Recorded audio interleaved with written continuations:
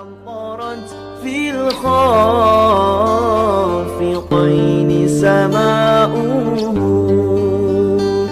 بها أمطرت في الخافقين سماؤه.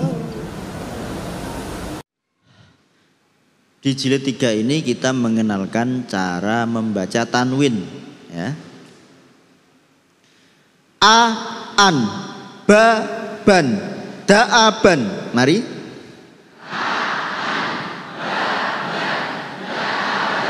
Fathah 2 disebut fathaten atau fathah tanwin, berbunyi an, bacanya pendek.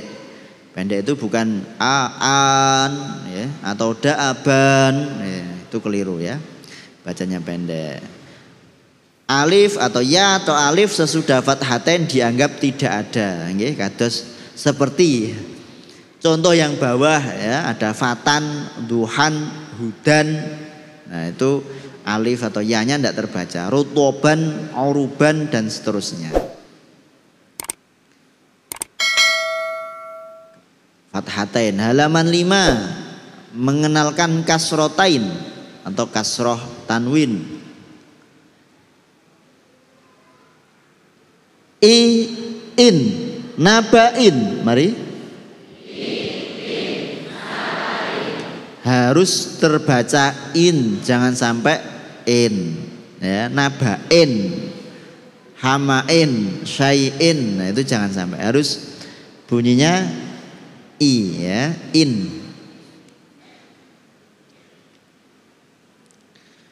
Kemudian dhammatain, halaman 9. Un, dhamaun. Mari. Ini juga gitu, bacanya harus un, jangan sampai on. Malaun, syai'un, nabaun, itu bukan o itu, ya. Ada di Kudus teman kita namanya Bapak Syai'un. Ya, syai'un gitu.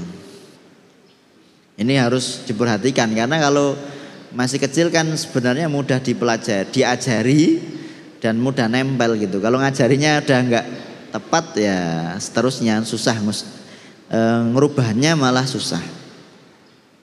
Nah, ini Bapak Ibu kalau Anda semua perhatikan, bentuk dhammah ini macam-macam, ya.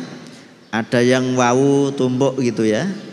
Ada yang kayak wawu terus kemudian ditutup dengan lingkaran apa itu? Apalagi? Ya, nanti ini kita terangkan. Kenapa kok bentuk harokat beda-beda? Apakah sekedar variasi gitu kan, biar tidak bosen gitu? Ternyata ada filosofinya, ada tujuannya kenapa bentuk tanwin beda. Bentuk tanwin dhammaten ataupun fathaten kasroten itu beda-beda. Nanti kita ada penjelasannya. Nah, kemudian halaman 13 tadi kita sudah menjelaskan cara baca tanwin fathatain, dhammatain, kasrotain. Halaman 13 ini kita mengenalkan cara membaca huruf sukun. Cara membaca huruf sukun. Nun sukun an, anharon. Mari. Nun sukun an. Jadi kita awali nun sukun gitu. Jadi biar anak tahu ini nun sukun. Contohnya an sama dengan seperti an tanwin gitu kan. Anharon. Nah, ini kita terangkan bunyi nun sukun sama dengan tanwin, persis sama. Tanda sukun seperti bulan sabit, kemudian membaca sukun harus ditekan dan cepat. Jadi jangan anharon, jangan anharon, itu maksudnya. Jadi harus cepat, anharon, ya, itu namanya cepat. Nah, kalau mungkin ada yang bertanya, Bapak Ibu, ini nun sukun kan urutan huruf hijaiyah itu nomor berapa, ya? Nomor banyak nggih, belakang. Tapi kenapa mengajari cara membaca huruf sukun kok diawali nun?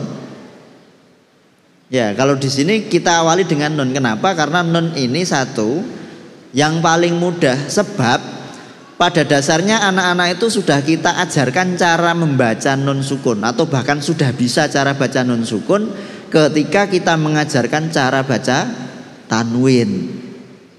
Ya. Jadi tanwin itu kan sama dengan nun sukun. Nah, itu. Kemudian nanti kita urutkan pengelompokan sesuai kaidah ilmu tajwid. Nanti ada kita. Kemudian halaman 14. Ini mengenalkan cara baca mim sukun dan lam sukun. Amrona alhamdu. Mari.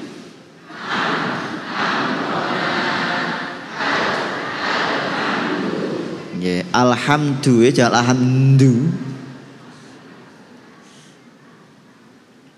Ya. Saya kira lanjut mawon. Nah, ini halaman 16. Ini dikelompokkan huruf-huruf halak, ya, huruf-huruf halak yang makhrajnya itu di tenggorokan tadi itu ya. Mulai dari pangkal, tengah sampai ujung.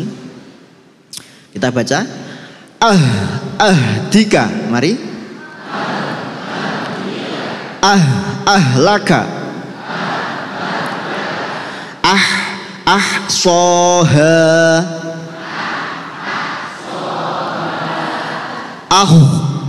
Baroha. Jadi jangan Jadi karena tadi saya bilang ini ada monyongnya ya, mudahnya gitu aja lah ya.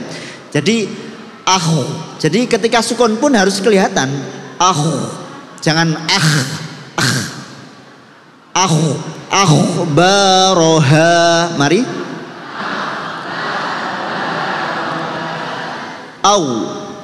Lalan.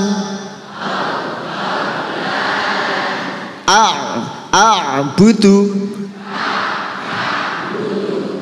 Ya kulani. Yang penting mencontohkannya bisa didengarkan beda antara ha, kho dan sebagainya ya. Jangan digebuk roto, jangan dipukul rata sama bacanya, nanti anak bingung. Halaman 17. Ini sama saja, praktek lagi membaca supaya bisa didengarkan. Oh, yang mendengarkan ini bisa membedakan. Oh, ini hamzah, ini ain, ini ha, kho. Ya, memang perlu diulang-ulang. Halaman 18. Azwajun. Mari. Azka. Azkurahu. Azlamu. Ad'afan. Jadi ya. Jadi huruf dot ini punya sifat yang dia identik ya. Namanya istitolah. Kalau istitolah itu kita terjemahkan ya memanjangkan, istilahnya gitu. Jadi maka biasanya kalau kita mungkin mendengarkan kiai-kiai sepuh kita dulu ketika membaca misalnya Fatihah dalam sholat, itu kadang kita sangat jelas ya. Walad do. Jadi sebelum keluar do itu kan kayak ada ditahan gitu ya. Walad do. Ini namanya istitolah. Ya. Jadi afan itu namanya itu namanya istitolah. Ya, memang lebih kelihatan ketika dia sukun.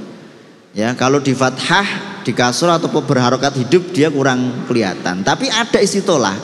Wong dia itu sifat lazimah, sifat yang melekat. Ya. Jadi coba ad'afan.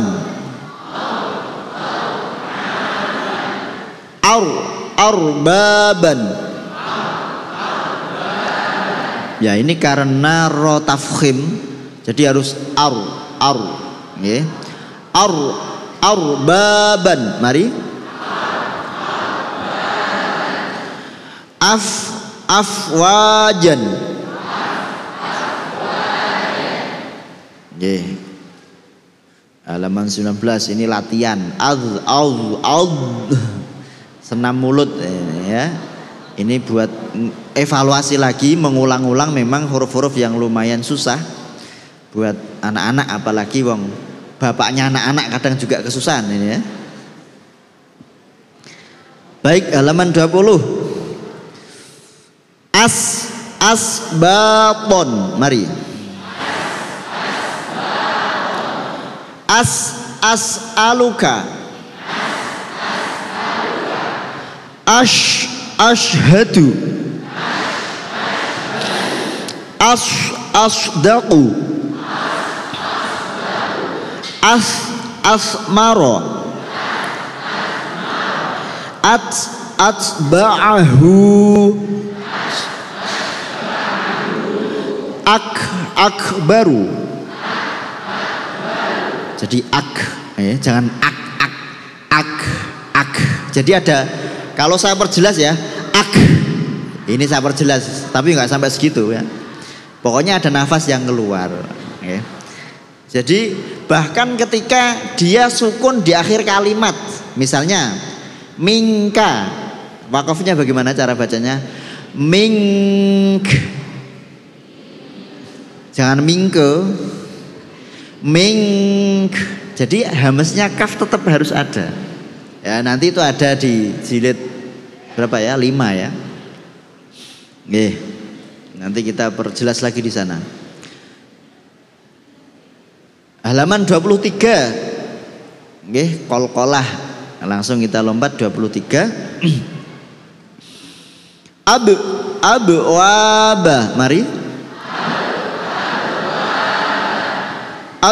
Absaruna.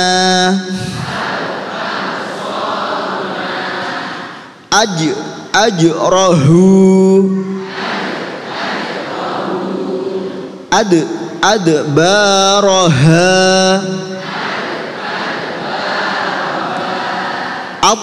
Ad'amahu.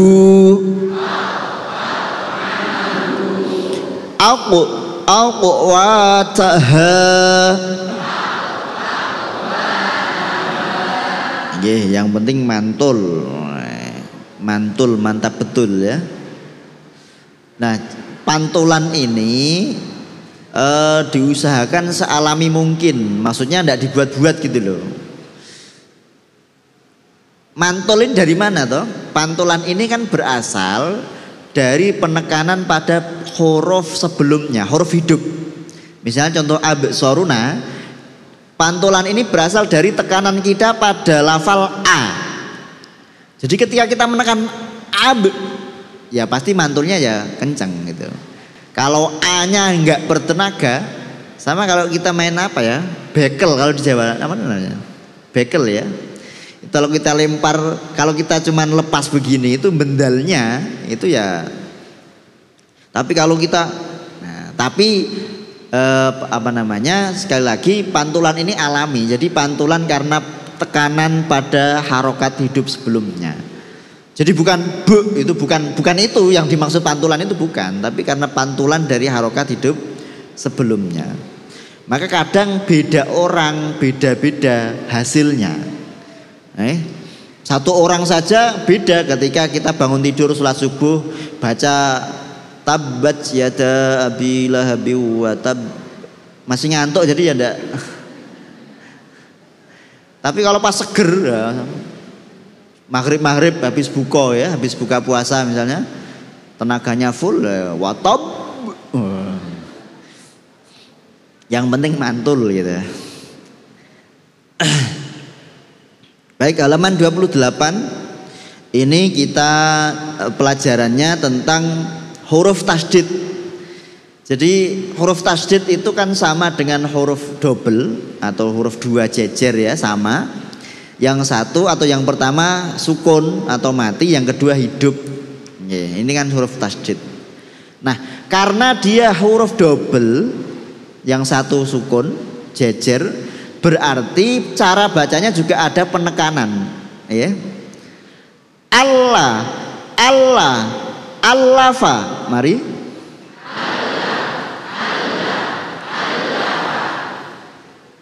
Kadang memang ada yang tekanannya biasa saja, Allafa, ya monggo tidak masalah. Yang penting ada tekanannya. Yang penting beda ketika tasdid sama enggak tasdid, gitu loh. Jangan kok tasdid sama aja dengan enggak tasdid, ya. Karena ini dua huruf yang sama dijadikan satu, ya pasti ada penekanannya. Kemudian halaman 30 huruf tasdid. Tapi ini mim dan nun. Kenapa ini agak penting dijelaskan? Karena ini tidak hanya sekedar tasdid, tapi ini juga ada hukum gunnahnya, dengung, ya. Coba mim tasdid amma, nun tasdid anna. Mari.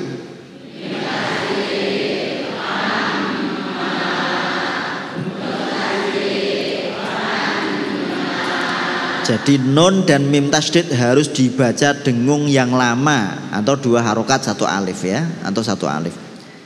Jadi dengungnya saja ini dua harokat. Dengungnya kita baca misalnya jadi cara mudah ngitungnya bagaimana? Cara mudah ngitungnya itu huruf atau harokat yang pertama sebelumnya kita hitung mulai dari situ. Misalnya amma, ya, amma. Jadi gunnahnya maksud saya, dengungnya amma. Jadi dengungnya saja dua. Ini kadang kurang diperhatikan, sehingga apalagi kalau mungkin khusus yang hafid ya, kalau kejar setoran, maksudnya kejar hatam maksudnya. Kejar hatam itu cepet-cepet bacanya. Atau tahlilan, kebut-kebutan. Qul a'udzu birabbin nas, malikin nas, ilahin nas. Itu tasdidnya kemana itu? Ya, dengungnya tidak ada. Ini harus dihitung dua. Qul a'udzu birabbin nas, malikin nas, ilahin nas, min syarril waswasil khannas. Jadi harus dua, meskipun kalau ritmenya cepat ya ngitungnya cepat, kan ngoten, ya. Jadi harus dua pokoknya. Dengung itu harus dua. Ini paten ini. Tidak boleh ditawar. Nah, ini sekedar cerita, ada sebagian ustadz itu ngajarin muridnya, cara ngajarinya keliru. Kelirunya bagaimana? Dia mencontohkannya ditambahkan dari dua, dilebihkan. Jadi kalau ini karena dengungnya dua, gurunya ini nyontohinya tiga. Alasannya kenapa? Karena anak itu biasanya kalau praktek itu dikurangi. Gurunya nyontohinya tiga, anak disuruh baca, dia dikurangi satu, jadinya dua. Kan malah pas. Katanya begitu. Nah, tapi ini nggak boleh atau kurang pas. Kenapa? Wong nyontohi kok keliru. Namanya jadi contoh ya harus apa? Harus benar. Nyontoh kok yang keliru. Jadi guru itu harus ngasih contoh yang benar. Kalaupun nanti pada prakteknya anak kok dikurangi sedikit, ya tinggal dibenerin saja. Ya. Wong ini kan kira-kira, namanya takdiron itu kira-kira. Gak ada yang bisa tepat-pat itu, ya semua orang beda-beda lah. Ini kan kira-kira. Jadi kira-kiranya itu dua harokat atau satu alif. Baik. Kemudian halaman 34. Alif di tengah yang diikuti huruf sukun dianggap tidak ada. Nah, ini dibaca, ini namanya hamzah wasol. Jadi sebenarnya ini penjelasan tentang hamzah wasol. Tapi kalau kita ngajar yang kebetulan jadi ustadzah atau ustadz di TPQ anak-anak, ini tidak perlu dibacakan begini. Yang penting dia tahu alif di tengah setelah wawu, ya. Kita baca wal hamdu. Mari. Jadi kaedahnya alif di tengah diikuti sukun. Alif di tengah diikuti sukun. Dianggap tidak ada. Tidak hanya pada al tok, ya. Al al ta'rif atau tidak hanya itu. Makanya contoh yang bawah itu ada fastajaba fa'budu ya. Ini karena pelajaran tentang hamzah wasol. Biasanya di atas alif ada shot kecil ya. Gambar apa itu? Cebong. Oke. Tapi nggak ada kampret loh ya di sini. Nah, ini namanya hamzah wasol. Jadi nanti kalau ditanya misalnya contoh misalnya kal a'ma itu kenapa tidak terbaca? Karena alif di tengah diikuti sukun. Gitu. Alif di tengah diikuti sukun. Itu penjelasannya begitu. Kemudian halaman 37. Ini pengembangan dari materi sebelumnya. Kita baca Zul jalali. Mari. Huruf mat ya, baik itu alif wawu ya, apabila diikuti hamzah wasol dianggap tidak ada. Nggih. Zul jalal ini awalnya kan zu panjang. Karena diikuti hamzah wasol maka mat juga dianggap tidak ada. Nggih. Coba kita perhatikan. Contoh misalnya fastabiqul khairati, ada berapa huruf tidak terbaca? Ada kok ikut-ikutan, tadi udah jam 4 toh. Ada 4. Coba fastabiqul khairati. Yang pertama alif setelah fa itu loh Pak. Fas itu kan tidak terbaca. Mestinya kan fa gitu kan.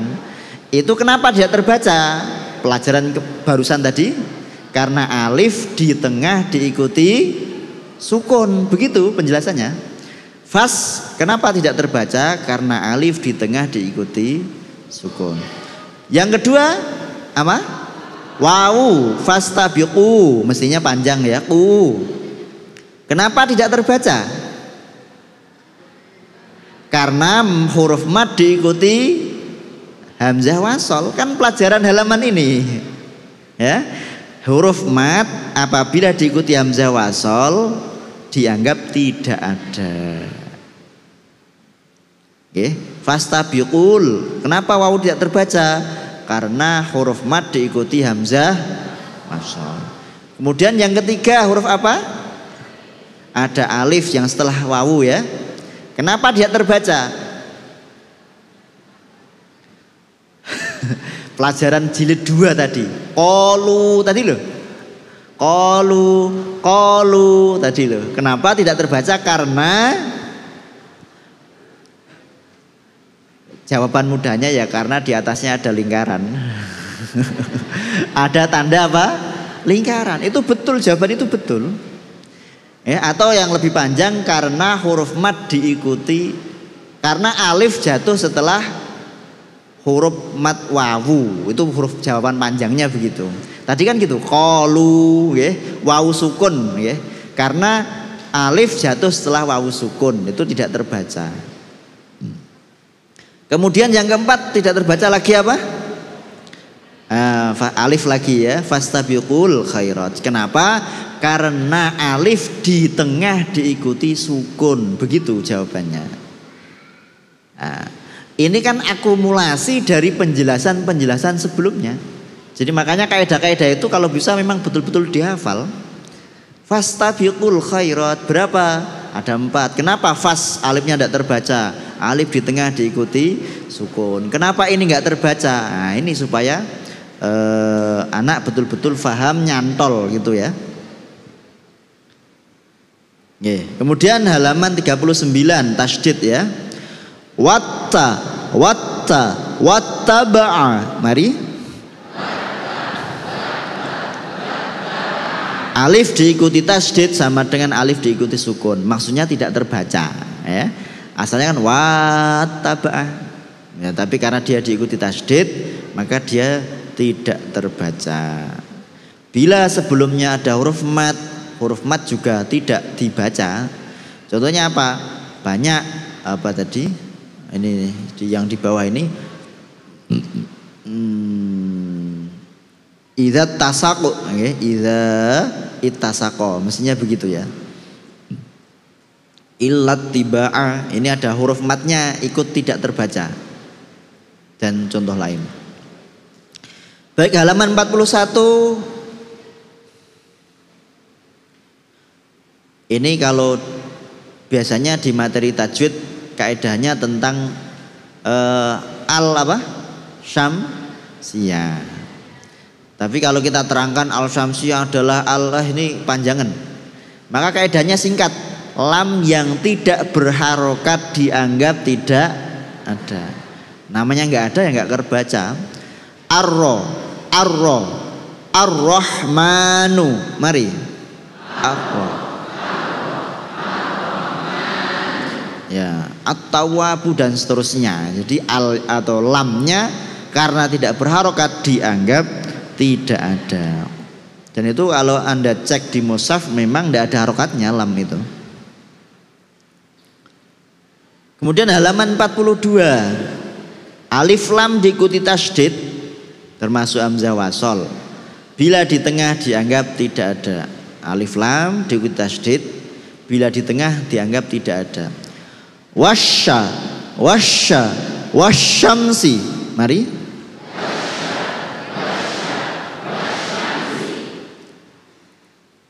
Ya, coba contoh. Wa aqimus sholata. Ada berapa huruf tidak terbaca? Ada 5. Coba kita hitung. Udah tak kasih tahu ya, isolah. Pertama aqimu, apa? Mu ya, matnya, wawunya tidak terbaca. Kenapa tidak terbaca? Karena huruf mat diikuti alif.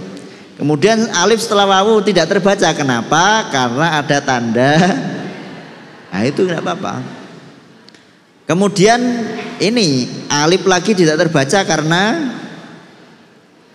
hamzah wasol atau di tengah. Ini kaidah halaman ini loh ya. Ini alif lam tidak terbaca karena apa? Karena alif lam diikuti tasdid. Kan kaidah halaman ini begitu ya. Alif lam diikuti tasdid tidak terbaca. Kemudian yang kelima wawu ya, sholata itu tidak terbaca karena ada tanda lingkaran. Sudah. Mari kita baca bersama-sama halaman 44 sebagai penutup jilid ketiga. Dimulai ta'awudz nggih seperti tadi. Cuman ini supaya ada variasi. Ini kita baca ta'awudz basmalah bareng-bareng. Nanti setelah Rabbana kshif annal adzaba ini bergiliran ya. Dari putri dulu baru putra, ibu-ibu dulu baru bapak. Ladies first katanya ya. Jadi Rabbana kshif annal adzaba, nanti yang bawahnya walaqad sarafna bapak-bapak, kemudian dilanjut ketiga ibu-ibu dan seterusnya sampai bawah. Siap nggih? Mari. A'udzu billahi minasy syaithanir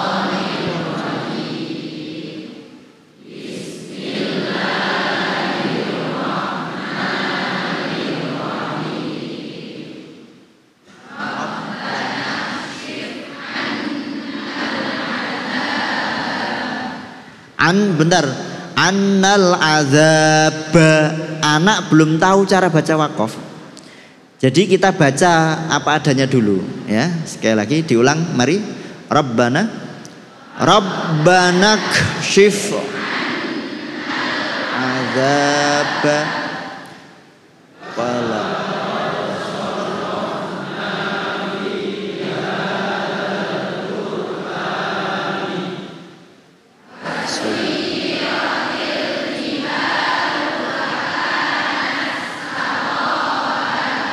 saroban. Yang kedua catatannya, fakanat itu taknya tetap harus ada hamesnya. Fakanat saroban. Mari wasuyirat.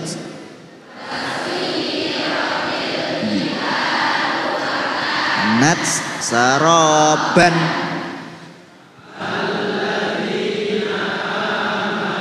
Tabaul haq Bo.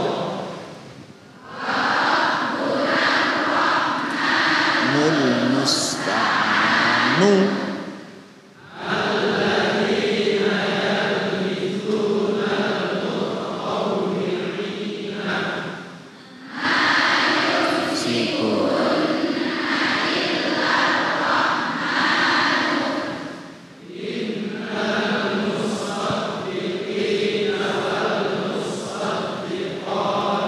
Ya terakhir tadi yang gunnah terutama saya tekankan lagi itu dengungnya dua, ya.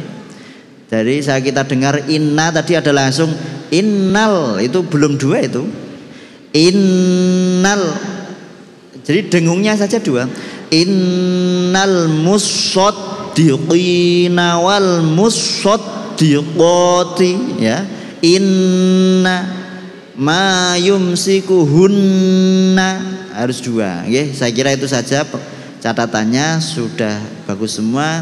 Ila arwahim al-Fatihah.